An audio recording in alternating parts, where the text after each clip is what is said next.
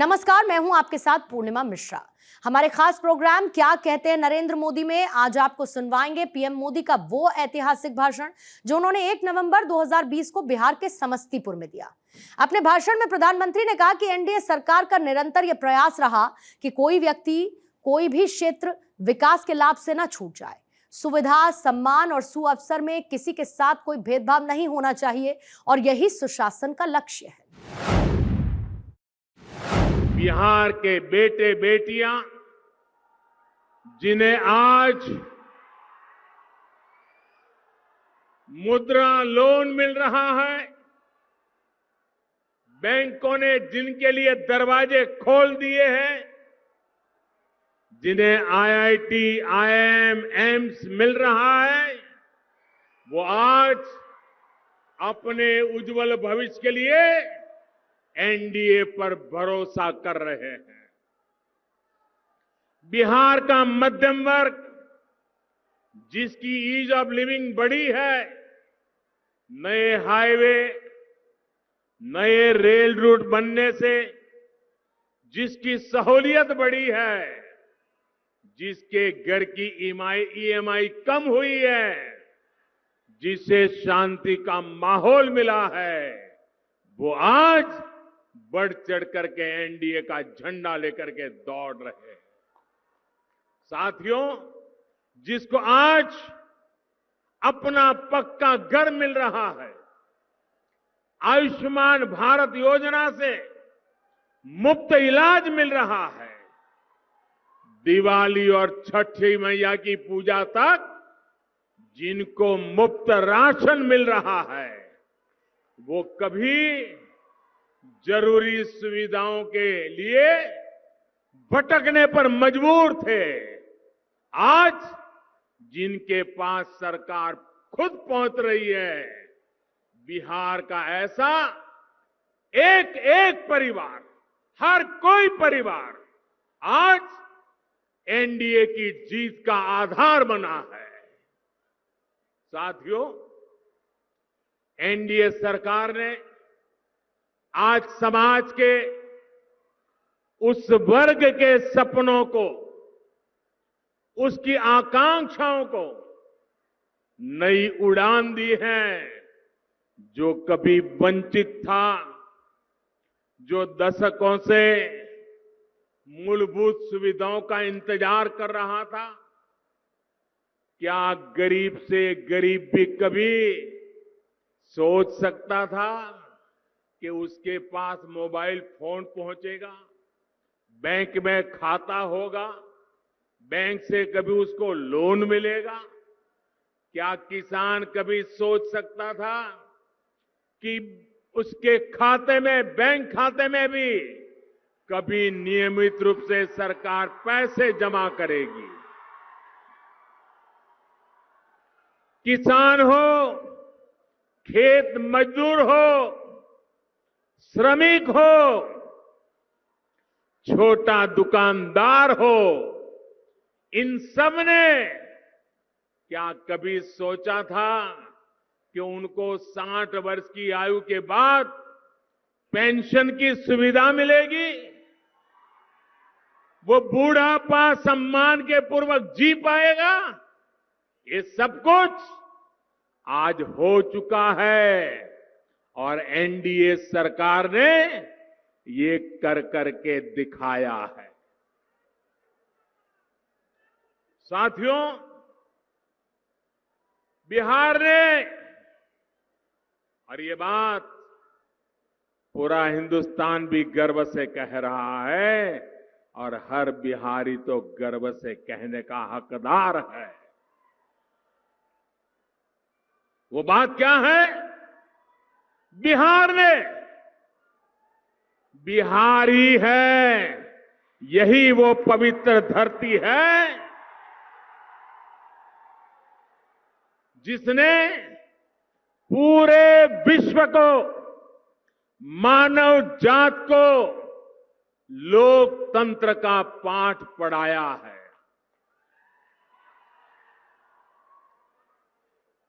इसी बिहार की पवित्र धरती से ही दुनिया में लोकतंत्र की कोपल निकली थी। जब जनता के हित में फैसले होते हैं, जब फैसलों में जनता की सहभागिता होती है, तभी लोकतंत्र भी मजबूत होता है। आज देश में, देश का चित्र देखिए, कश्मीर से कन्याकुमारी तक जरा नजर दौड़ाइए। आज देश में एक तरफ लोकतंत्र के लिए पूर्ण रूप से समर्पित एनडीए का गठबंधन है, वहीं दूसरी तरफ अपने निहित स्वार्थ को, अपने परिवार के स्वार्थ को सिर्फ उन्हीं कामों के लिए समर्पित पारिवारिक गठबंधन है। आप सोचिए, एक तरफ लोकतंत्र गठबंधन, दूसरी बात परिवार तंत्र गठबंधन। यहां जंगल राज के युवराज को तो आप बराबर देख रहे हो।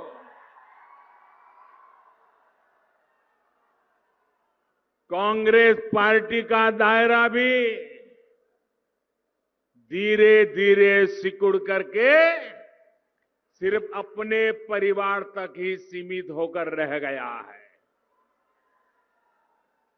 मेरे प्यारे भाइयों बहनों, मैं एक सवाल पूछता हूं, जवाब देंगे आप? जवाब देंगे? सरदार वल्लभ भाई पटेल इस देश के महान देशभक्त नेता थे कि नहीं थे? देशभक्त नेता थे कि नहीं थे? सरदार साहब ने देश को एक किया कि नहीं किया? किया कि नहीं किया? सरदार साहब देश के लिए जिए कि नहीं जिए? सरदार साहब ने पूरा जीवन सिर्फ और सिर्फ देश के लिए लगाया कि नहीं लगाया? सरदार साहब कांग्रेस पार्टी के थे कि नहीं थे? थे कि नहीं थे? फिर भी कांग्रेस पार्टी एक परिवार में ऐसी सिमट गई है, ऐसी सिमट गई है।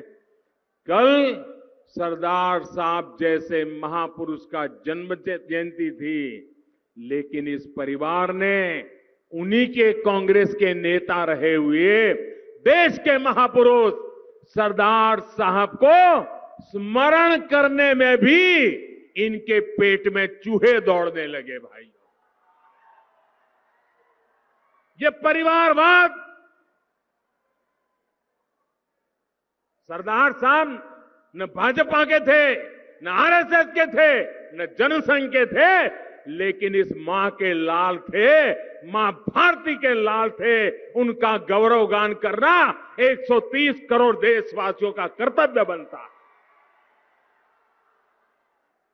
साथियों, सिर्फ और सिर्फ अपने अपने परिवार के लिए काम कर रही इन पारिवारिक पार्टियों ने आपको क्या दिया? ये बड़े बड़े बंगले बने तो किसके बने? ये महल बने तो किसके बने? सिर्फ और सिर्फ ये परिवार पार्टियों के मुखियाओं के ही बने। बड़ी बड़ी करोड़ों की गाड़ियां आई, गाड़ियों को काफिला बना, गाड़ियां पार्क करने की जगह नहीं बची उनके घरों में, उनका बना। सिर्फ और सिर्फ अपने परिवार के लोगों को हर बार टिकट दिया।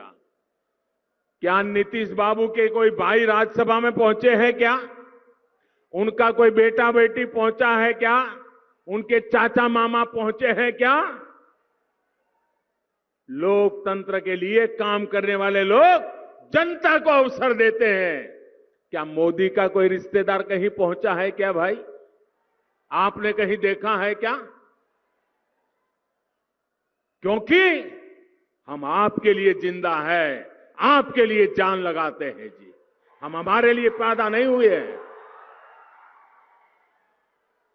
इन परिवार में तो पता ही होता है, और जहां जहां ये परिवार वाले सरकारों में बैठे करते क्या है, अगर 3 बेटे हैं तो उसको कहते हैं 5 जिले तेरा, ये 5 जिले तेरे, ये 5 जिले तेरे, जाओ मौज करो। ऐसे ही बांट देते हैं जैसे पर्सनल प्रॉपर्टी हो। वही उन 5 जिलों का एक बेटा मालिक हो जाता है, दूसरे 5 जिलों का दूसरा हो जाता है। कभी दामाद आवाज उठाए तो उसको 2 जिले दे देते, कभी बेटी आवाज उठाए उसको 1 जिला दे देते। राज्यसभा भेजो तो उन्हीं परिवार के, असेंबली में भेजो तो एक ही परिवार। तो फिर आपके बच्चे कहां जाएंगे? आपके लिए निर्णय कौन करेगा? इन लोगों को आपकी चिंता नहीं, आपके क्षेत्र की चिंता नहीं, सिर्फ अपने विकास की चिंता है। भाइयों और बहनों, वही एनडीए का मंत्र है, सबका साथ, सबका विकास और सबका विश्वास। एनडीए सरकार का निरंतर ये प्रयास रहा है कि कोई व्यक्ति, कोई भी क्षेत्र विकास के लाभ से छूट न जाए। सुविधा, सम्मान और सुअवसर में किसी के साथ भी कोई भेद नहीं होना चाहिए। यही तो सुशासन का भी लक्ष्य है। नीतीश जी के नेतृत्व में इसी लक्ष्य को पाने के लिए बिहार में एनडीए ने लगातार काम किया है।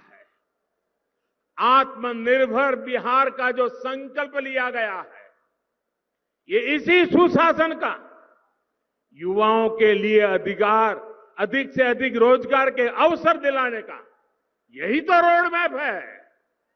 ये बिहार के गांव-गांव के सामर्थ्य को देश का सामर्थ्य बनाने का अभियान है। ये बिहार की औद्योगिक क्षमता, यहां के युवाओं के उद्यमशीलता को पंख लगाने का मिशन है। भाइयों और बहनों, आज समस्तीपुर हो, बेगूसराय हो, खगड़िया हो, ये पूरा क्षेत्र आत्मनिर्भरता के इसी संकल्प का नेतृत्व करने के लिए तैयार है। पीएम पैकेज के तहत आज यहां ग्रामीण सड़कों, नेशनल हाईवे और रेलवे से जुड़े इंफ्रास्ट्रक्चर पर विशेष काम किया जा रहा है। आने वाले समय में ये क्षेत्र रेलवे से जुड़ी सुविधाओं और रेलवे निर्माण में आत्मनिर्भरता के हमारे मिशन का भी ये बड़ा अहम केंद्र बने, इसके लिए काम चल रहा है। साथियों, जननायक कर्पूरी ठाकुर जी, यमुना कारजी और स्वामी सहजानंद सरस्वती जैसे विजनरी सपूतों ने जो सपना इस क्षेत्र के लिए दिखा था, वो आज साकार होता नजर आ रहा है। यहां केवल है, शिवारा है, बाबा निरंजन का स्थान है।